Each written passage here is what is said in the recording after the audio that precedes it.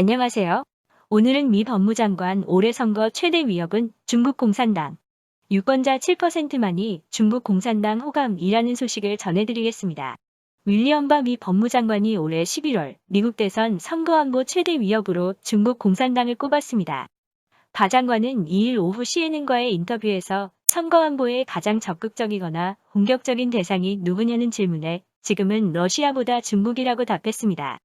바 장관은 중국 공산당이 더 큰 위협이라는 내용이 담긴 정보를 보고서 자신이 내린 결론이라며 기밀에 대해서는 자세히 밝힐 수 없다고 말했습니다. 다만 바 장관은 2016년 선거 때 러시아나 다른 적대국이 그랬던 것처럼 러시아를 포함한 외국 정부가 선거에 개입하려 할 수 있다고 덧붙였습니다. 그는 외국 정부가 미국 대선에 영향을 미치는 방식으로 두 가지를 제시했습니다. 하나는 이메일을 해킹해 특정 후보에게 불리한 기밀 문서를 공개하는 것이고, 다른 하나는 소셜미디어를 통한 영향력 행사입니다. 지난 7월 미 국가방첩보안보센터 NCSC의 윌리엄 에버니나 국장은 중국과 러시아, 이란이 올해 대선에 개입하려 한다고 경고했습니다.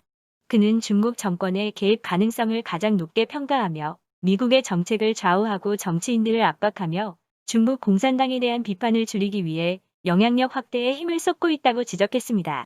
에버니나 국장은 중국 정권이 민주당 후보인 조 바이든 전 부통령의 승리를 선호한다고도 했습니다. 휴스턴 주재 중국 총영사관 폐쇄와 무역 압박 등 트럼프 행정부의 대중강경 조치 등도 원인이라는 것입니다. 그는 홍콩 문제, 틱톡 제재, 남중국해 영유권 분쟁, 5G 네트워크 장악 노력에 대한 트럼프 행정부의 발언과 대응을 중국이 강도 높게 비판한 점도 언급했습니다. 그러면서 중국 정권은 이런 노력이 미국 대선 레이스에 영향을 미칠 수 있다는 점을 인식하고 있다고 말했습니다. 한편 마이크 폼페오 국무장관은 이날 바 장관 발언에 대해 중국 공산당이 미국을 위협하는 단일한 최대 외부 세력이라는 점은 그리 놀랍지 않다고 논평했습니다. 그는 폭스뉴스와 인터뷰에서 중국 공산당은 국민을 증강하고 러시아가 시도하지 않은 방식으로 미국에 침투했습니다. 경제력으로는 국영기업과 정부 지원을 받는 다른 기업들을 내세워 미국의 전역에 걸쳐 수만 개의 일자리를 파괴했습니다. 이는 용납할 수 없는 행위라고 말했습니다. 올해 미국 대선 유권자 10명 중 6명 이상은 중국 공산당에 부정적인 인식을 가진 것으로 조사됐습니다.